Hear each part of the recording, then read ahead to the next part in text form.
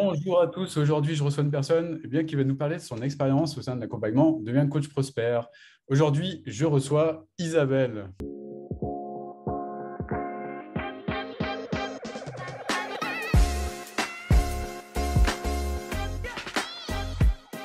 Bonjour Isabelle. Et bonjour Olivier. Et merci d'être là pour nous parler de tout ça. Est-ce que tu peux te présenter, est-ce que tu pourrais te présenter Isabelle pour les personnes qui ne te connaîtraient pas? Oui, en fait, je vais dire quelques mots. Moi, j'ai une double approche. En fait, je suis Gestalt thérapeute.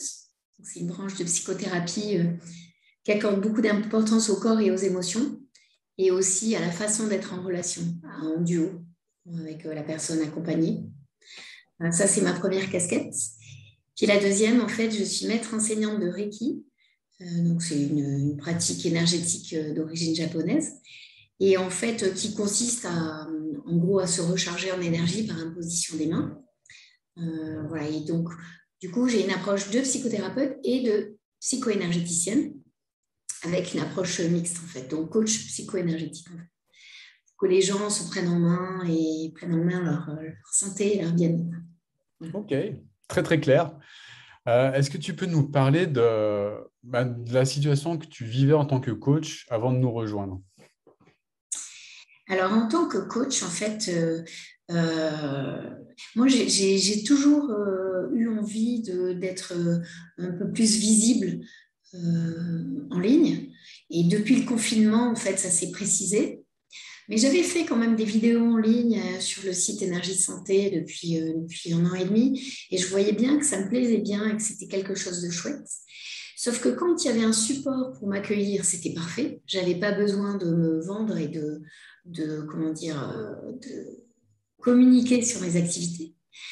En revanche, quand il s'agissait de communiquer sur moi, mais j'étais bloquée dans l'impuissance, l'incapacité à faire face à ces demandes de technique. J'étais dépassée, quoi. Dépassée par la technique, dans l'impuissance, en fait, bloquée. Hmm.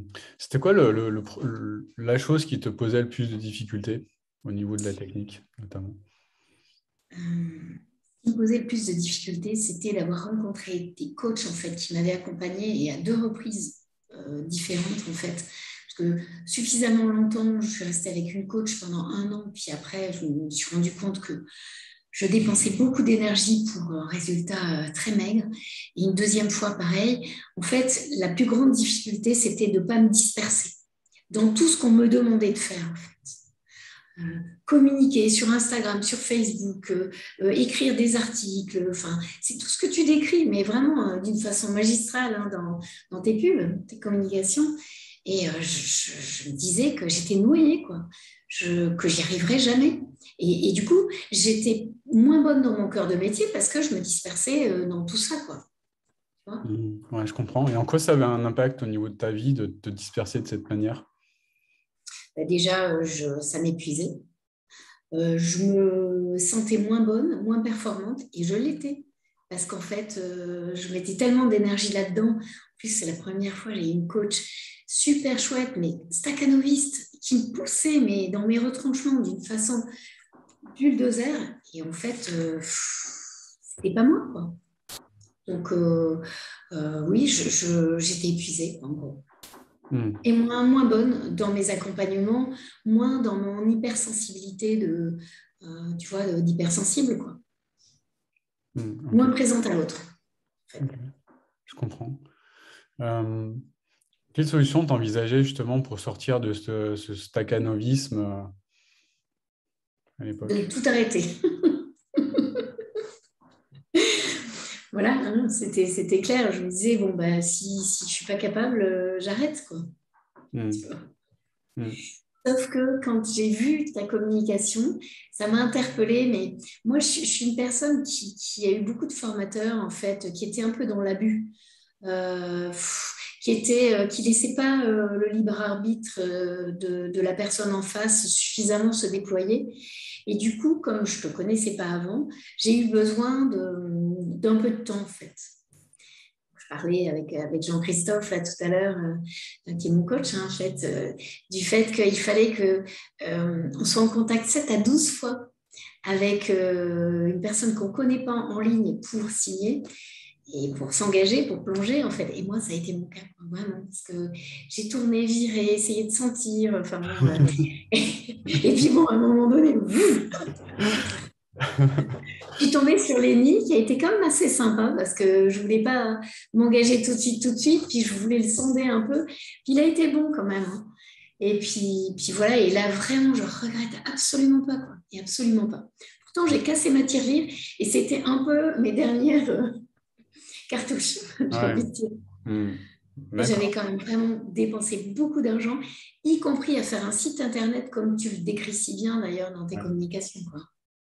Qui a pas donné grand-chose. Si, je ne regrette pas parce que c'est une vraie vitrine et comme je travaille un petit peu avec des entreprises, c'est quand même bien. Mais bon, j'aurais pu m'en passer, comme tu dis. Ok, super. Bah, du coup, pourquoi tu as choisi de travailler avec nous? Donc, tu as pris le temps. Qu'est-ce qui a été décisif? Ce qui a été décisif, c'est qu'en fait, j'ai compris qu'il y avait un process, un vrai processus de métamorphose qui était proposé aux personnes accompagnées, en fait. Et c'est le cas, hein. C'est pas que dans votre com, c'est le cas, vraiment. Et c'est vrai que c'est en entonnoir. Ça nous accueille, enfin, vous nous accueillez avec tout ce qu'on est, et notamment toutes nos croyances limitantes au début.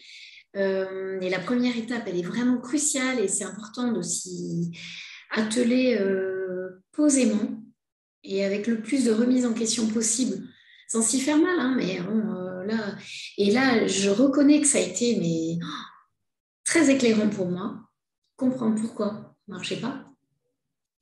Ensuite, après, il y a ce process de cibler vraiment le bon avatar, la bonne cible de client à laquelle on va pouvoir vendre à prix haut de gamme notre expertise.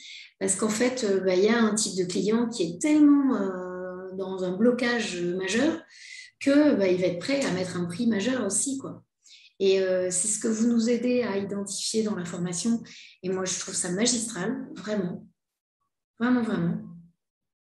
Hmm. Moi, mon choix, c'est de travailler avec des personnes malades qui sont bloquées et qui ont tellement peur de la récidive qu'il y a un enjeu existentiel, vital en fait, hein, un enjeu de vie ou de mort. Donc, dans ces cas-là, évidemment que le prix peut être un peu cher. Et là, c'est pas abuser de la situation de faire un prix cher. Et je l'ai vraiment compris.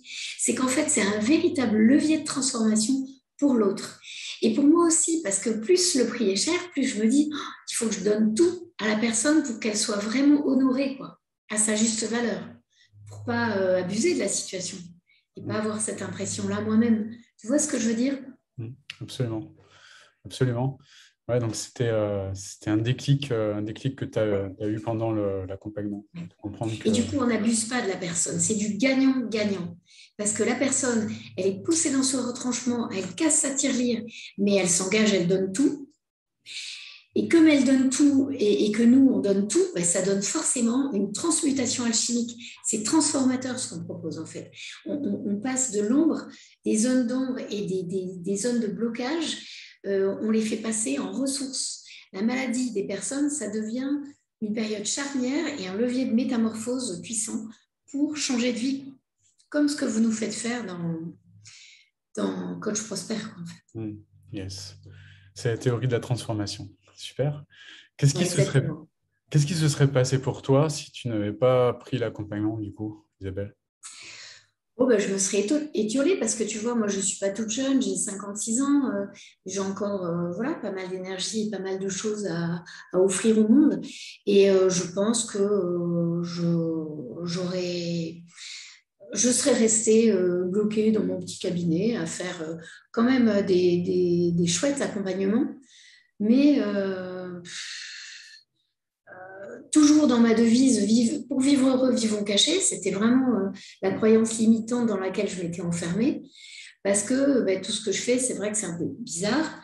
C'est un peu sujet à polémique et à critique pour certains, hein, de mes collègues psy et tout. Et donc, je serais restée dans une zone de confort enfermante. Le Hmm. cocon de la chenille qui ne peut pas sortir et déployer ses ailes de papillon, quoi. Donc là, tu décides de commencer l'accompagnement. Comment ça se passe au départ? Comment tu es accueilli dans le groupe?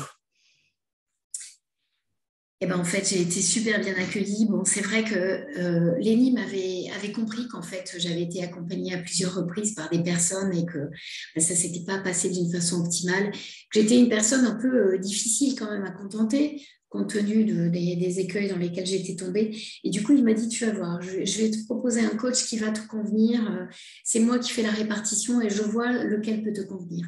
Donc déjà, ça m'a mise en confiance. Et en fait, quand j'ai rencontrer Jean-Christophe virtuellement, puisque c'est sous format audio.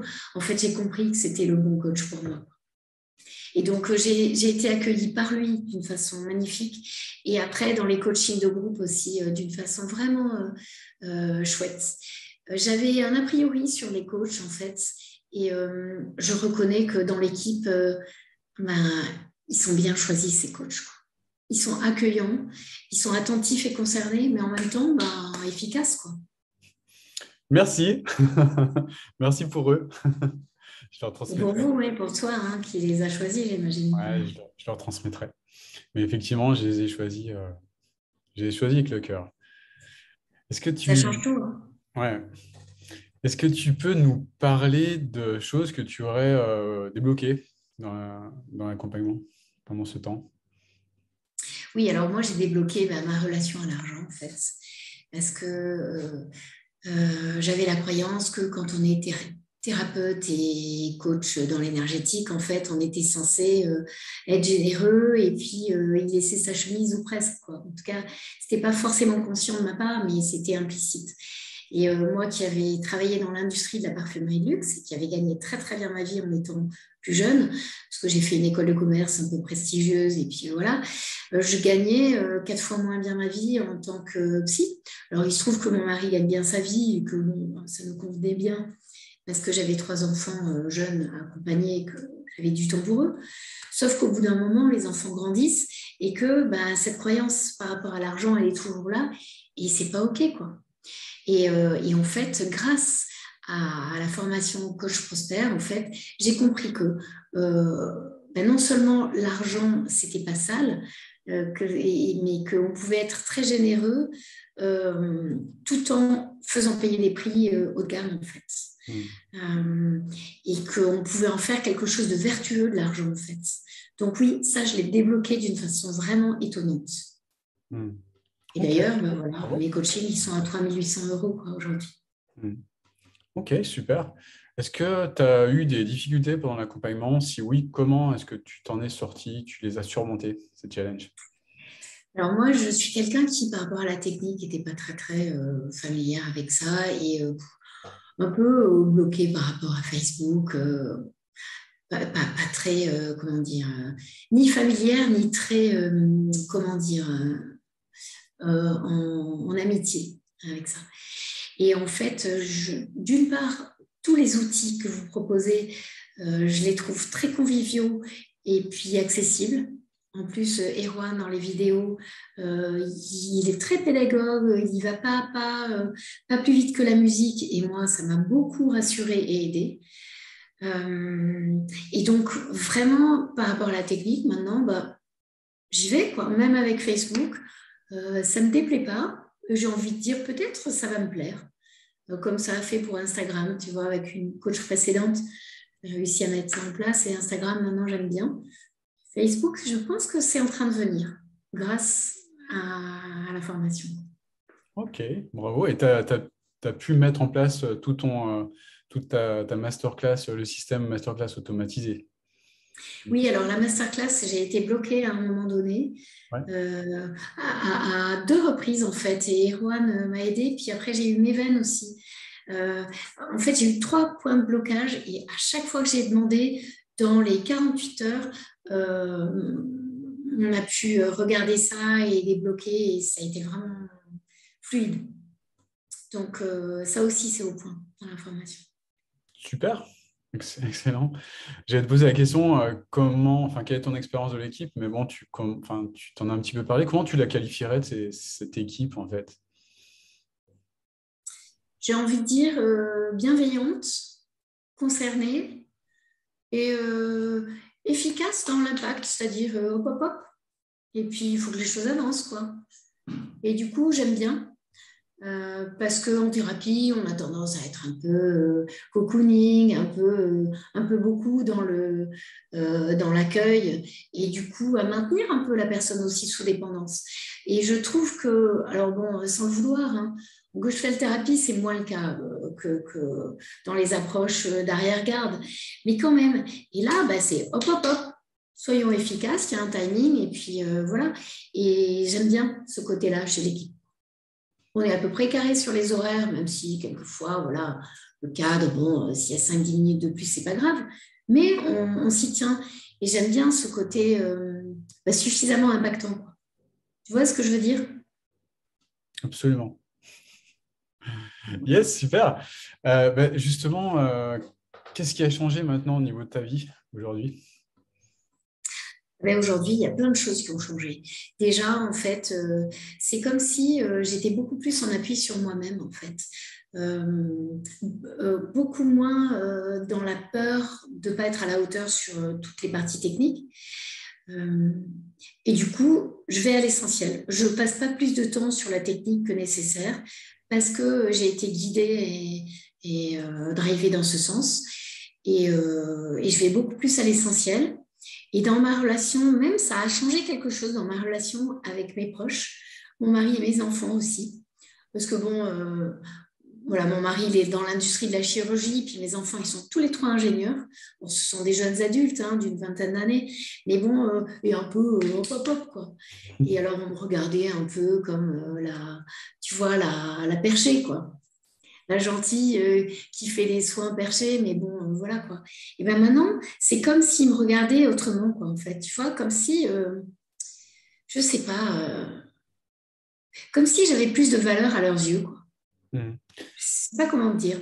Est-ce que c'est lié au fait que tu commences à avoir des résultats en termes de vente, en termes de... Alors ça, c'est sûr, mais c'est aussi lié au fait que moi, je me regarde autrement. Et du coup, en miroir, ils voient quelque chose d'autre de moi, puisque c'est D'accord. ce qui vibre de moi. Tu vois ce que je veux dire? Ouais, ouais, absolument. Ah, super, excellent.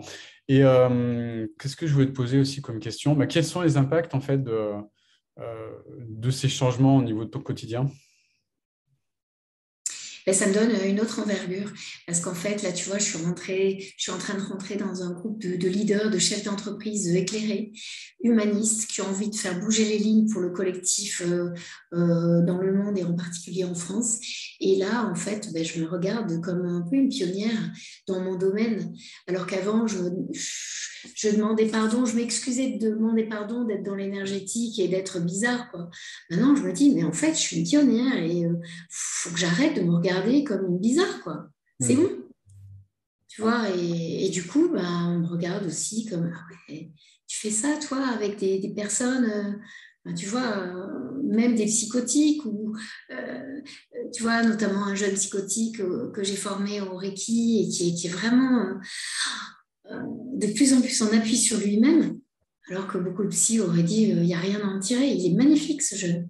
Et bah ouais, je m'autorise avec la bénédiction de ma superviseuse et tout, mais j'adore. Excellent. Et c'est quoi les impacts de ces changements dans ton quotidien, au niveau de ta vie actuellement? Ben là, en fait, on a un grand projet, c'est d'aller vivre dans le sud avec mon mari, maintenant que les enfants sont à peu près autonomes. C'est ma région d'origine parce que moi, je suis nîmoise. On habite dans les Yvelines, mais on a un projet, tu vois, d'avoir un grand domaine et puis avec un lieu d'accueil pour des groupes. Et là, c'est bon, quoi. L'envergure, je l'ai en moi et enfin, voilà, quoi. Pour le reste de ma vie, j'ai envie de ça, quoi. Puis Hmm. d'accueillir nos jeunes, tu vois, dans un bel endroit, en pleine nature, avec pourquoi pas des cultures écolo à côté, parce que mon mari, il est super jardinier, il adore ça, à ses heures de loisirs. Donc voilà, c'est notre rêve, et on va y arriver, ça sera 2022-23. Mais c'est grâce à Coach Prosper que je chéris ce rêve, et c'est en train de se mettre en place parce que mon mari vient, comme par hasard, de changer de poste. Et il a un poste, tu vois, à responsabilité nationale. Il peut s'installer où il veut en France. Donc, Génial. mais juste, tu vois, c'est tout récent. Hmm. Et ça a changé pendant la formation, d'ailleurs. Ouais. Et toi, c'est pareil, tu peux bosser d'où tu veux. Ouais, ben oui. Puis là, de plus en plus, grâce à vous, quoi. Hmm. Cool, excellent. Est-ce que tu veux nous dire combien tu as généré pendant l'accompagnement ou pas? D'argent? Ouais, Alors, d'argent, en fait, là, j'ai généré 2 fois 3 800 euros, donc 7 600 si je calcule bien. ouais. Et là, je suis en passe de signer avec un troisième prospect.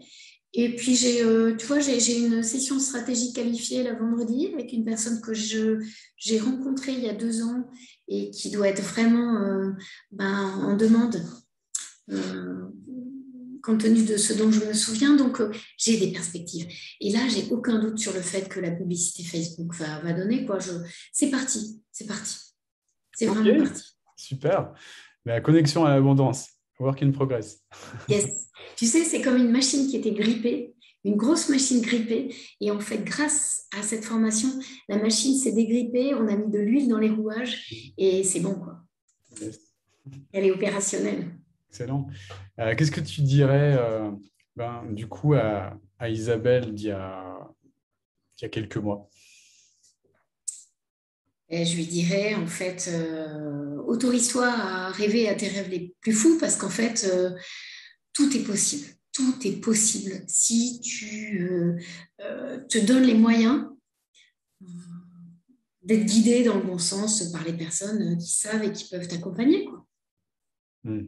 Mais seul, souvent, on est en zone aveugle, donc on ne peut pas. Hmm. Vraiment. Et je n'aurais pas réussi seule, c'est sûr. Comme les personnes que j'accompagne ne peuvent pas y arriver seules. Mais c'est ça l'histoire de l'être humain, c'est en fait d'être guidé, puis accompagné, et puis d'être dans la résilience grâce à des personnes saines et inspirées qui agissent avec leur cœur, quoi. Hmm. Comme vous. Super, je le prends en plein cœur.